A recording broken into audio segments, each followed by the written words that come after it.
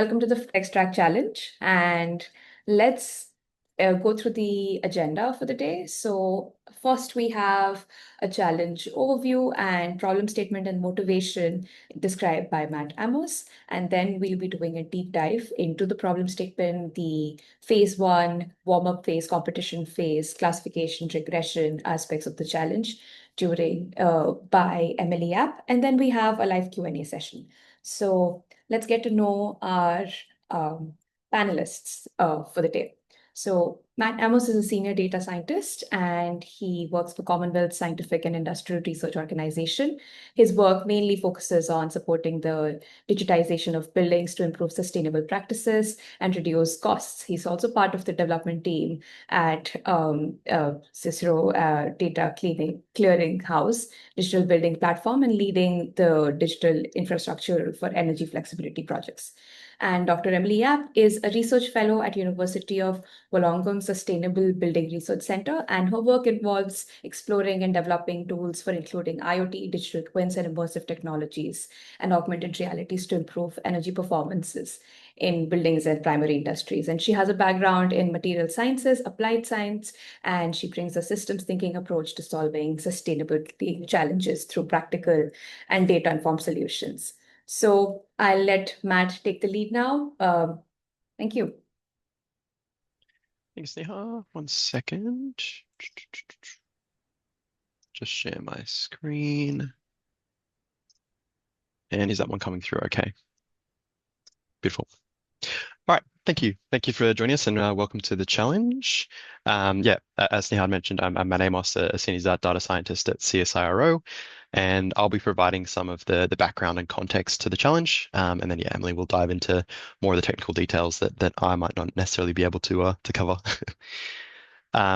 Just to start, I'd like to acknowledge the Awabakal people as the traditional owners of the land that I'm presenting from today, and pay my respect to the elders past and present. And I just wanted to mention this awesome artwork that I do also have on my t-shirt that is great. As Sneha mentioned, I am leading the New South Wales Digital Infrastructure for Energy Flexibility, or DEEF project, which this challenge is a part of. And this is the second challenge within the project.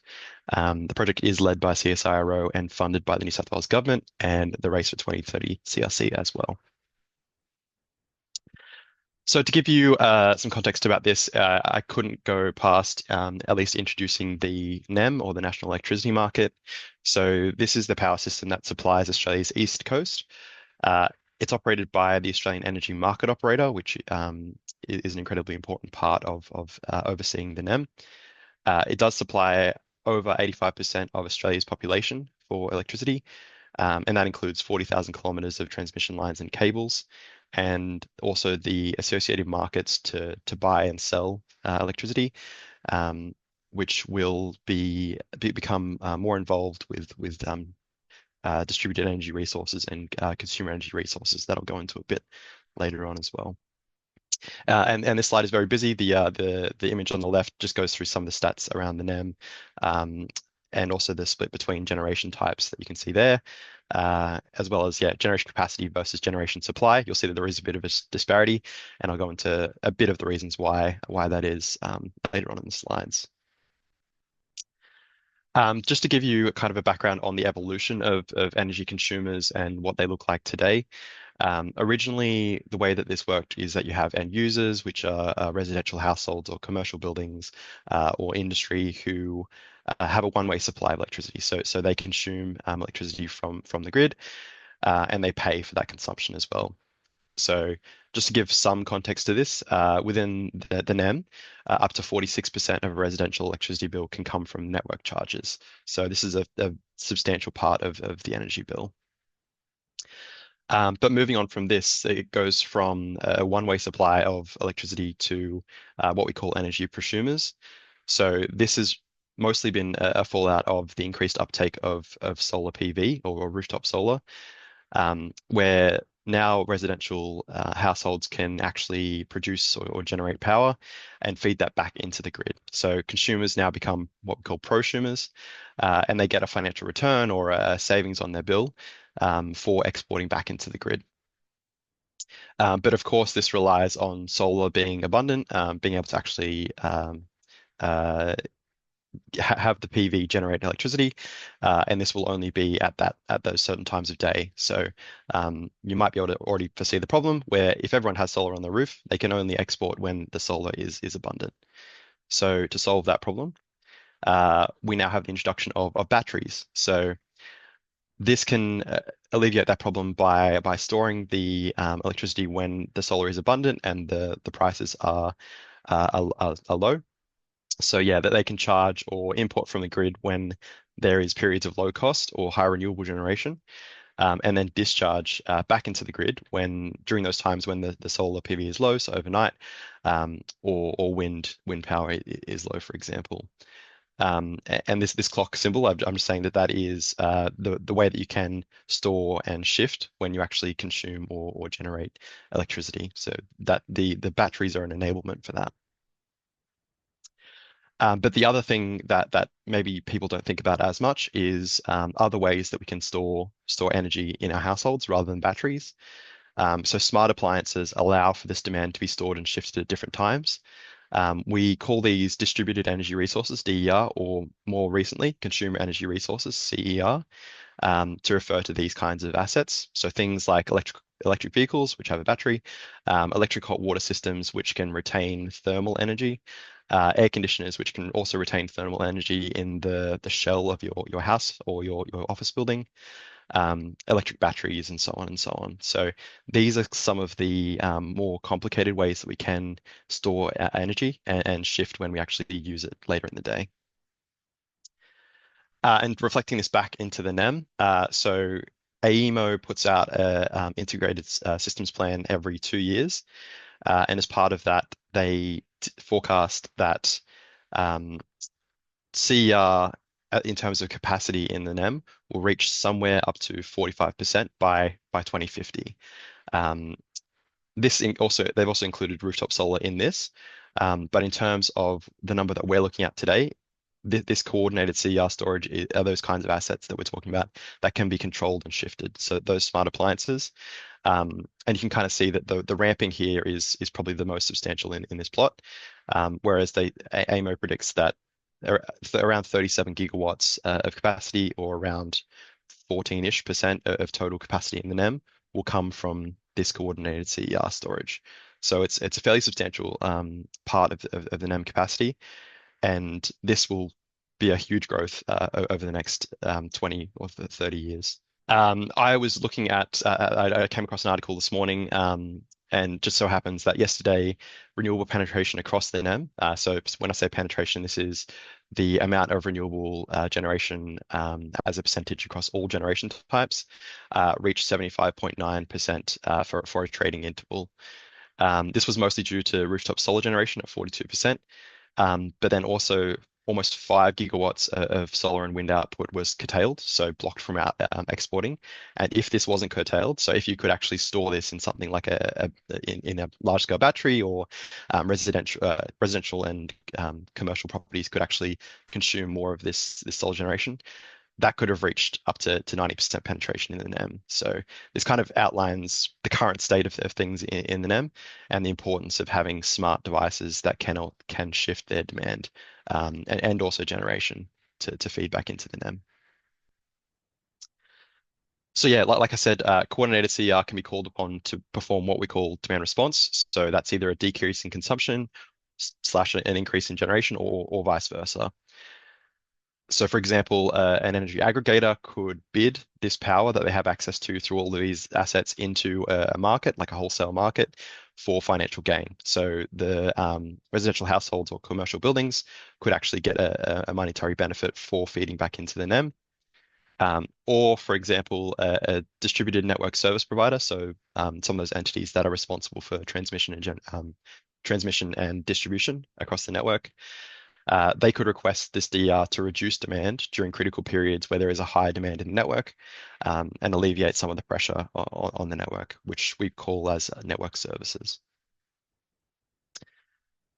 But I put question marks here on the slides here, because this requires that we know that these assets can be reliable, and we call this as being firm. So we need this DR to be firm and measurable to confirm that this DR has taken place.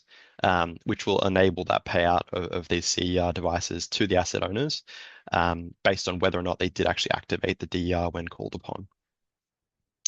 So then the question is, how do we detect, measure, and then also predict demand response from these CER assets? And this kind of underpins the entire challenge that we'll be talking about today. So in terms of an overarching mission statement for this challenge, I've come up with one. Emily might have one similar, but to reliably detect and quantify demand flexibility events, which will increase the visibility, coordination, and availability of consumer energy resources. And with that, I think I'll pass over to Emily to go into more about the challenge, the technical aspects of the challenge. Cool. Thanks, Matt. Let me just share my screen. Yep. Okay. Yep. Cool. All right. So let's crack on. Yep. I'd also like to pay my respects. I don't do an acknowledgement of country. So today I'm presenting from the Darawal country. So I'd like to pay my respects to the traditional owners of the Darawal people who are here on, well, I guess in Wollongong area. And pay my respects to the elders, past, present, and emerging as well.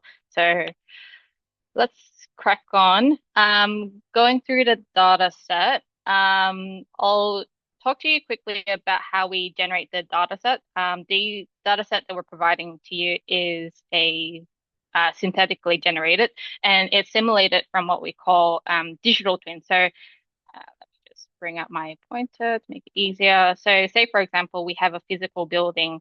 What we've done is we've created digital twins or co-simulation models, which represent as like for like of the physical building. So this can include like the architecture, the building materials, and the building operations and HVAC scheduling as well.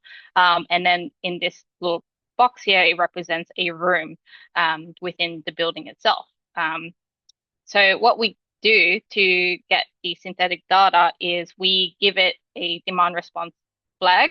So that demand response flag, Matt's introduced a little bit of it. So it can either indicate that, well, I'll talk about it in the next slide, but we give that as an input to call for a demand response event to be activated, whether it's to increase or decrease power consumption or shifting that load. And then what happens once it runs through the co-simulation model is the output. It outputs the building power consumption. And so the power consumption can be affected by a few factors. So if we take a look at this figure here, externally it can be affected by the sun, which if you've seen the data set, it is the global horizontal radiation or the outdoor air temperature, which we have given it to you as the dry bulb temperature. And there's a bunch of other variables out there, but we've just simplified it into those two variables. And then on top of that, there are also internal heat loads that can come from within the space. It can be a closed off room. It can be an open area, open office area as well. These internal heat loads can come from people. So the number of occupants, the higher the number of occupants, the more heat it's giving off. Same thing with your lighting and same thing with your IT equipment. So the more computers you have, generally we know, like say, for example, our server rooms need to be cooled because it's always giving off heat as well. And then we've got this image here represents the HVAC system or the heating, ventilation, air conditioning systems.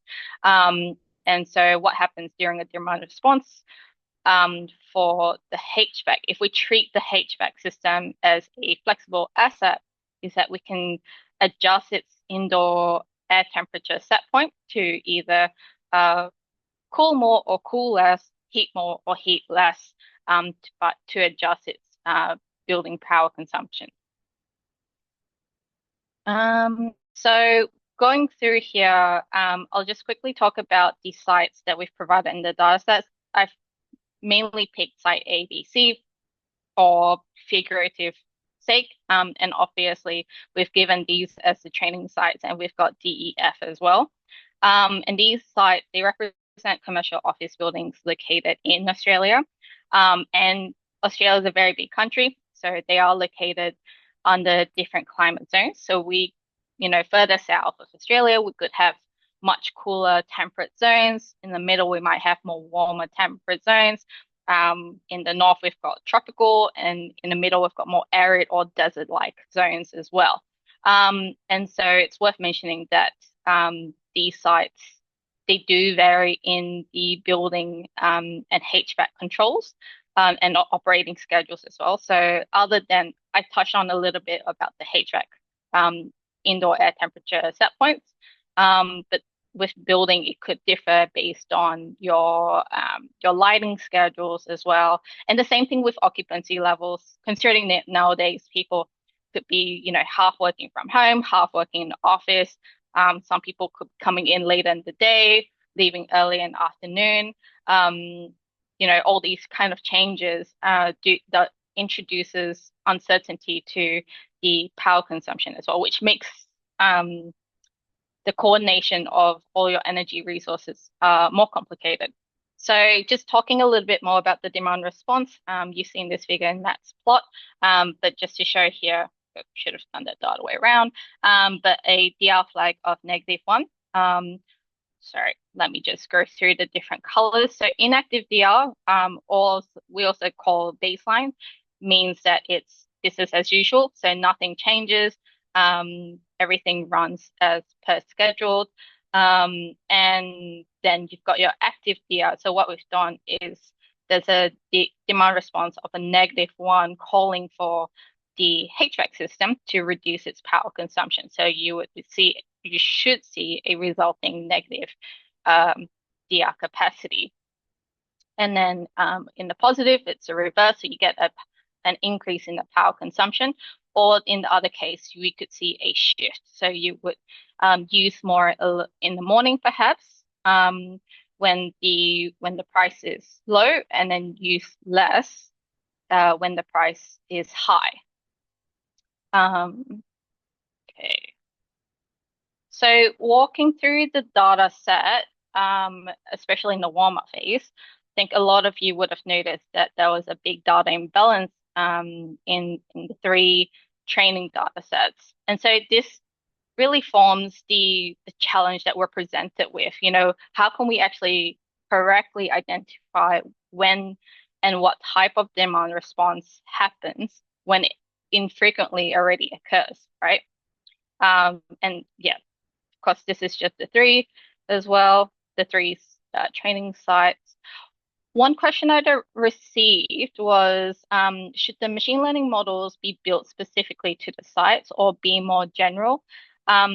For us, what we like to see is that the machine learning models should be general, so context aware and transferable, the way that we've designed the sites to be, they've been simulated or synthetically generated under different climate zones and different commercial office buildings, and these buildings could differ even in size, even by the total power consumption.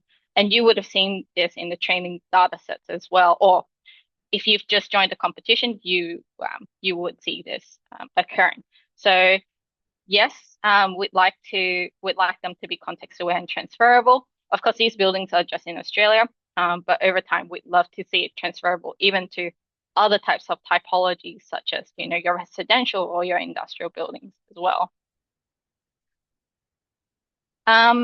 So why is it important to know the demand response flags before doing the regression task?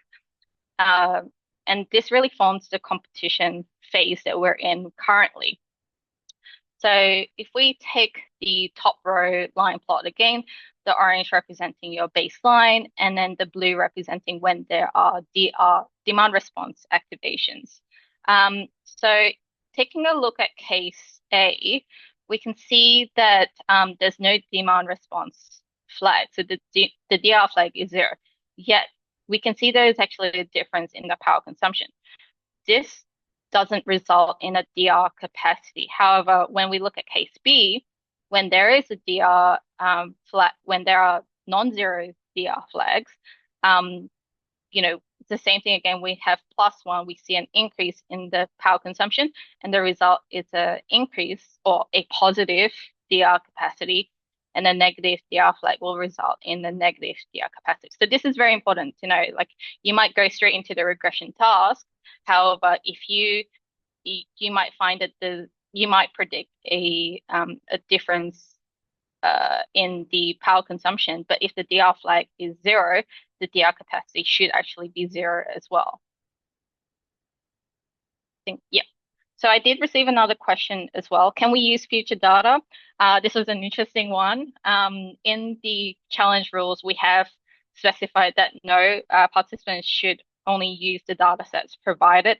However, I should add a caveat here that you might find it limiting to find future data, I would say. You might be able to find weather data. However, because the data set itself is synthetically generated, you would need to know the DR flag and the DR capacity as well. So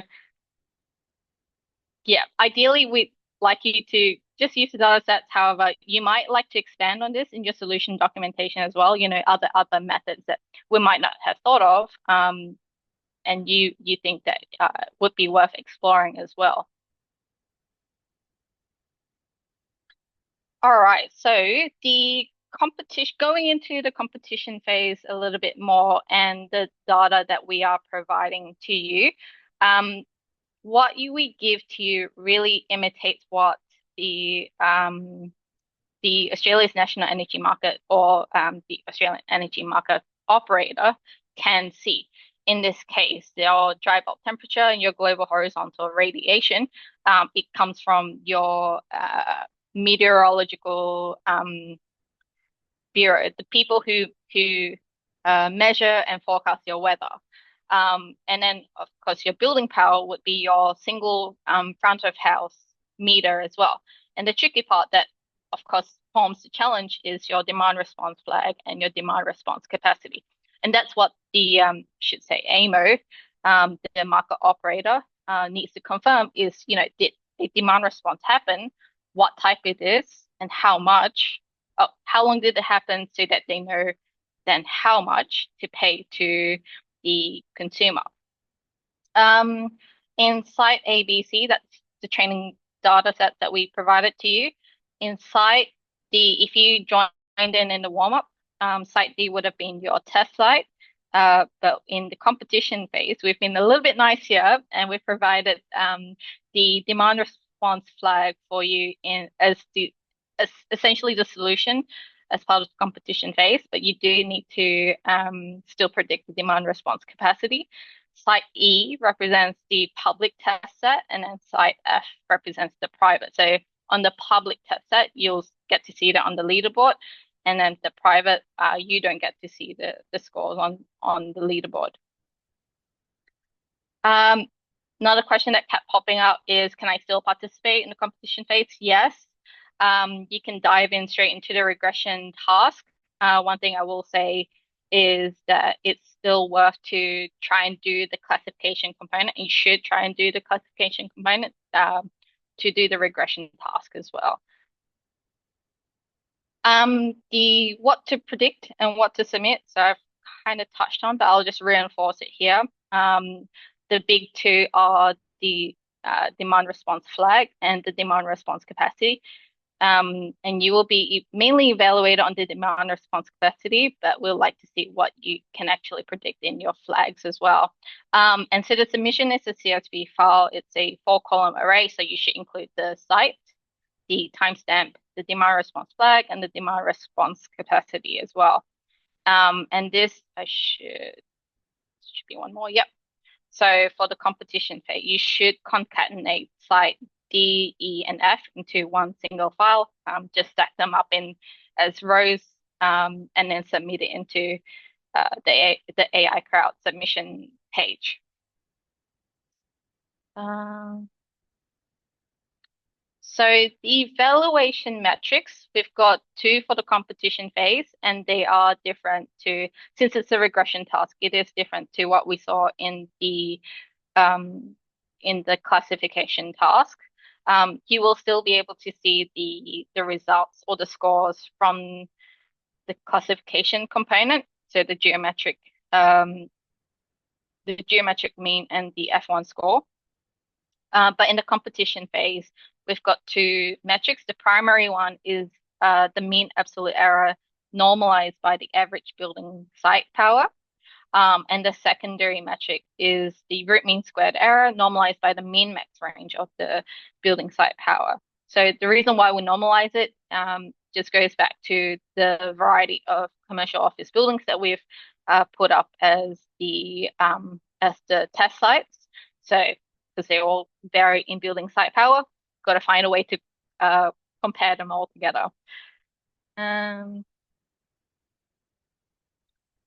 Running through the remaining timeline. So at the moment, we're in the competition phase, and that'll go until, actually, I'll walk through. Let me rephrase that. So competition phase, we're in that right now, and that'll go until the 19th of October. Sorry, hold on, that's not right. It should close a week before the 19th of October. I should put the date in. And we give you an extra week to complete the solution documentation as well. I'll walk through the solution documentation in a moment. And when this documentation is due, that pretty much represents the end of the challenge as well. I should make a point that if you are coming from a research background, you might be interested to submit a conference paper. That is completely optional. It's up to you. We have requested an extension for the deadline, but please do take note of the date and the time and submit through a different portal so that we can communicate directly to the conference organizers. And the conference that I'm just mentioning is the IEEE Energy Technologies for Future Grids conference, and that's in Wollongong in December of this year as well. But what happens after the FlexTrack challenge? So we will invite the top winners to co-author a publication with us and to, I guess, document how you, well, hopefully it won't be too much more than what you've written in the solution documentation, but essentially to document how you've approached the challenge and what methods you use. And for researchers who are interested to use the data sets, we intend to make the data set publicly available after the challenge, and we can make a notification when this is available as well. Solution documentation. So I think this is the last slide that I have.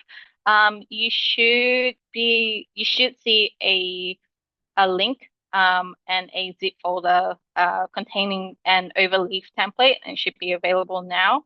I've kept it as simple as possible with a few pointers so you know what to include in it. And what we're really interested to know and for you to document is how did you go about developing your model?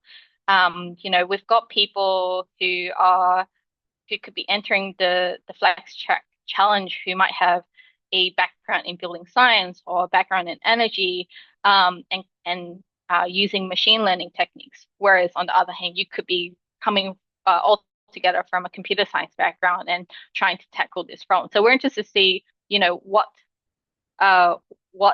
what's helped you in tackling this challenge as well. And then of course the usual details, the implementation details, like what hyperparameters that you use, what hardware, software, libraries, that sort of thing. Please also include your performance results and the metric scores as well. Again, you might like to discuss any insights or any limitations to the model's implementation. I've had a few queries from people who sort of come from more of a researcher background. So how do you make it more generalized? As what the trade-off between a model that's more generalized versus accuracy. So how do you deal with that kind of thing? And that might be something you'd like to discuss as well. Yeah, I think that's it from me. All right, thank you so much, Matt and Emily. We can now move on to the Q&A session. I see that Daniel has already asked 2 questions in the chat, so maybe we can address them first. Yeah, I was going to respond to this, but I thought I'd give you a chance to have a think about that first, Emily. or I can go. Yeah, maybe you go. Yeah.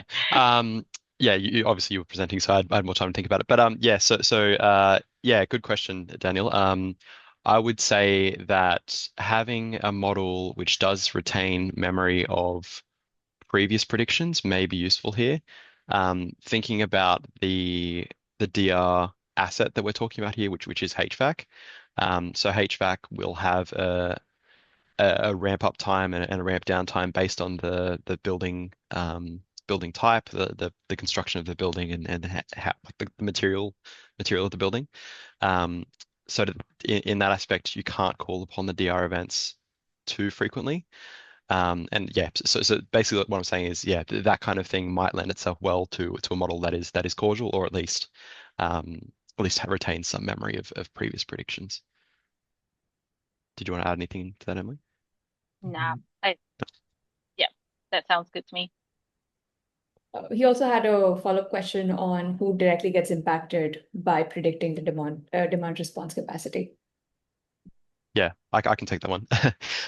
So yeah, we're talking about a future world. Well, I guess not even necessarily that future world. We have current providers which are usually energy aggregators, or they're virtual power plant operators, where they have, for example, a fleet of batteries which respond to certain signals, and then they actually trade into our energy markets.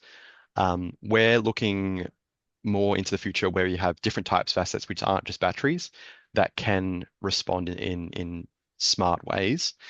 Um, and when you introduce those new assets, things like HVAC, like air conditioning systems, it becomes a lot trickier to determine if they have actually responded to those signals or not, and what kind of response in terms of magnitude you could expect from those assets. So that is to say, the tool that we're talking about here, we're introducing for this challenge, could potentially be used for a future market where people have responded to an event, and then they need to do basically an audit of whether or not the assets did respond, and then they could pay out based on that response. So it has many different uses, but that's just one that it could enable these future markets to actually take place, not just in Australia but internationally as well. Right, thank you for that. There's another question specific to the data set by class. So perhaps Emily can take that up. Yeah, so mm, I am a little bit confused by what you mean by correct. Or are they random values? Well, I mean, the the input of the demand response flags into the digital twin models are random, but I don't know if you could clarify what do you mean by correct? Can you, Um, Missing the yeah. yes, so I mean, is as the correct events happen, and we collect the data, there's a demand response event happen, and we collect the data, or is that the random value? Just we put them. No, so they are you can treat them as labels. Yes. Um, but they are uh so can you clarify a little bit more? Yes. So I mean, at that time when we collected the data, was there any events? Was there any demand response even happen? Well, I mean, the data sets are synthetically generated. So when we give a demand response flag, they are input. So a demand response would be activated, and we do see a resulting shift in energy or decrease or an increase. So yes, you can treat them as correct. But in terms of the missing values of the demand response flags, I think that represents how infrequent these demand response events can occur. So most of the time it will be baseline or zero. In other cases, we will see a demand response happening. So they are infrequent in nature, and that shows how imbalanced the data set is. Does that clarify your question? Yes. So in case of there's no values for demand response flag, we still have the ground truth for the capacity, right? Yeah, so correct. So if there's no demand response flag or it equals 0, your demand response capacity will be 0. Does it help if I show that diagram again? Perhaps I will. Let me bring up the slides. Yeah, we're not talking about the part where you need to actually predict the demand response flag, are we, though, Emily? No, I think we're talking about the demand response capacity in this case. So I'll walk through that slide again. So most of the time, plus you'll see a demand response flag of 0, and that represents baseline, right? And what you might notice is that what might happen is that the building power, there could be a difference between one day versus another day. However, because there's no DR flag, the DR capacity actually turns out 0. On the other hand, if you've got a demand response flag, then there will be an increase or a shift in that building power consumption. So we should see an increase or a decrease in that DR capacity. Yes, I see. So in the test data, when they are empty demand response flag, so in the evaluation, you still have that, right? You still have that with the capacity. It's just that it's not provided in the test data, in the public test data. It should, the demand response flag for the public, the training data or the test data. The test data should have no demand response flag except for site D. So site D, we give Yes. you the demand response flag. But for all the test sets, you should be predicting the demand response flag and the demand response capacity. So site E, you should see no demand response flags. Yes. We can follow up the question. We can follow up the question later. Yes, thank you. Okay. Thanks.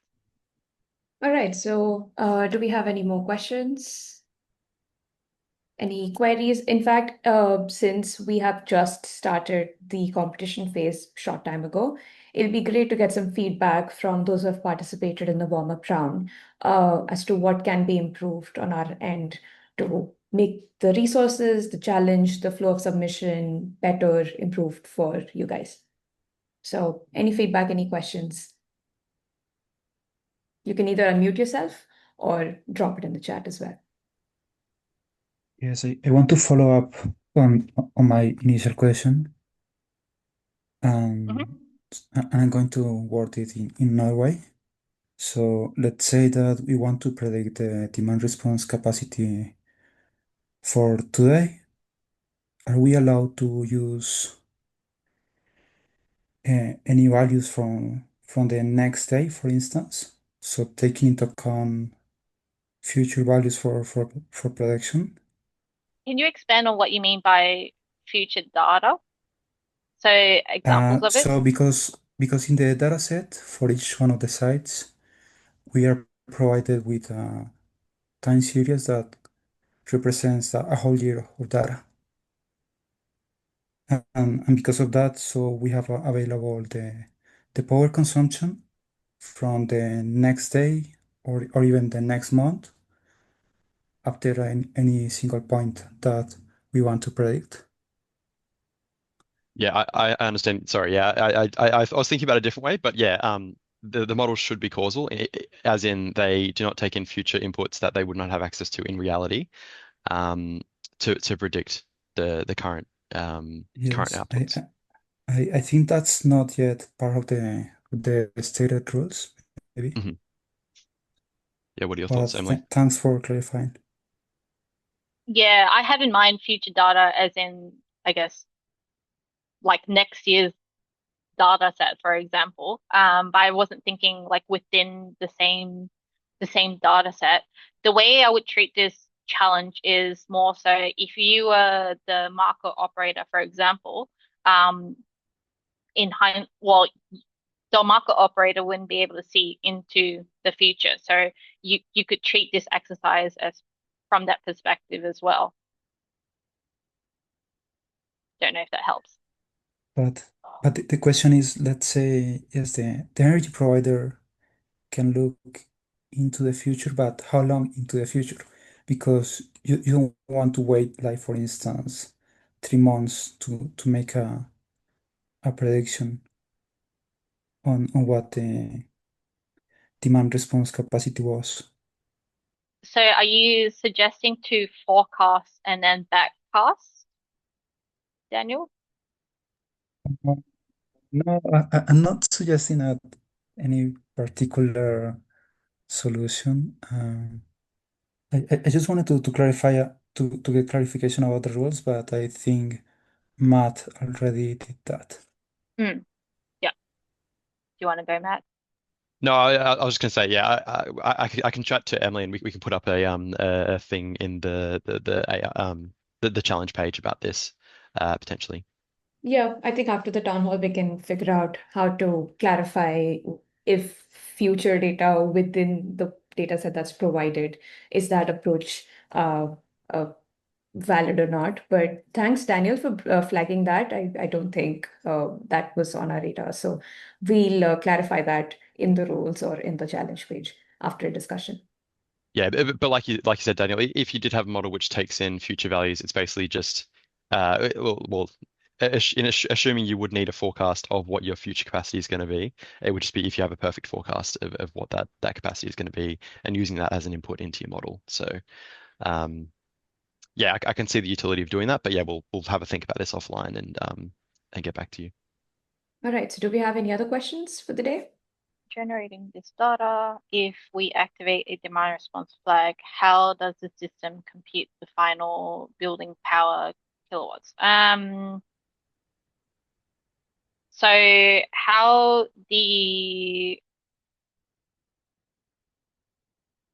sorry, let me have a think about this. So we give the demand response flag as an input into the co-simulation model, and the co-simulation model is it's a building physics model, and the building physics model combines the structure of the building, the materials within. It takes in weather data as well. So in this case, it's the same outdoor air temperature and the same radiation data as well. And it's also got a HVAC component within it. And then from there, it'll run for the full year, the same full year that we give for the weather data.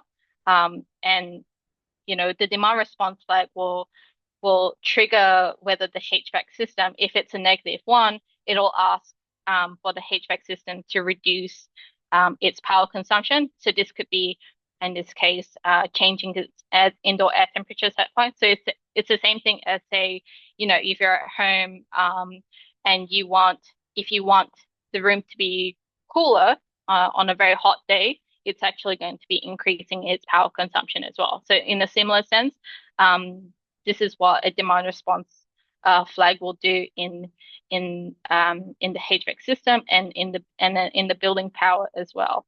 And then from there, the result will be how much has the building actually consumed in power for the full year. Does that answer your question, Claes? So you're saying that the HVAC system does this automatically by it? No, not automatically, but we do give it a certain set of rules, and these set of rules are what we would anticipate or set the building to do if it receives a flag. So if it receives a flag of -1, this is what it'll do. And there's a few certain choices that it could pick from as well. So it's all rule-based control. Okay, rule-based. Yep. And the actual computation is from the HVAC system. Not just the HVAC system, but it combines the full building power. So the HVAC component is only one of the components. It does the building power that you see is the consumption of the whole entire building, not just the HVAC system. I see. Okay, I see. Okay, thanks.